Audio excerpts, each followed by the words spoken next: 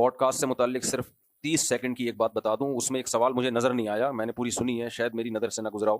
وہ مجھ سے یہ پوچھا تھا کہ شیخ الحدیث مولانا زکریا رحمۃ اللہ علیہ نے لکھا ہے کہ ہمارے والد صاحب ماں کی گود میں جب دودھ چھڑائے تو 1 پاؤ پارا حفظ کر چکے تھے. تو انہوں نے کہا آپ اس واقعے کو درست مانتے ہیں؟ میں نے کہا جی بالکل درست اس لیے مانتا ہوں کہ اس واقعے کو بیان کرنے والے قابل اعتماد ہیں اور واقعہ بھی ان کے گھر کا ہے. شیخ ارشاد بٹیر صاحب نے جب مجھ سے پوچھا, میں نے ان کو جواب دیا کہ اس سے زیادہ عجیب واقعہ حدیث میں ہے. پچھلی امتوں میں ایک شخص تھا جس پہ زنا کی جھوٹی تہمت لگ گئی. وہ عبادت گزار تھے بنی اسرائیل کے.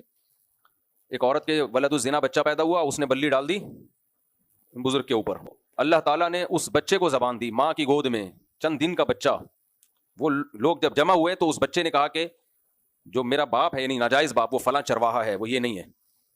تو اب مجھے ایک بات بتاؤ, یہ اس بزرگ کی کرامت تھی یا نہیں تھی؟ پھر وہی بات ہے, جن کے یہاں بزرگ نہیں ہوتے ان کو یہ باتیں سمجھ میں نہیں آتی. ہم لوگ کا پورا سلسلہ ہے صحابہ تابعین سے لے کے سینہ بسینہ, اس لیے ہمارے ہاں کرامتوں کی بھرمار ہے. ہاں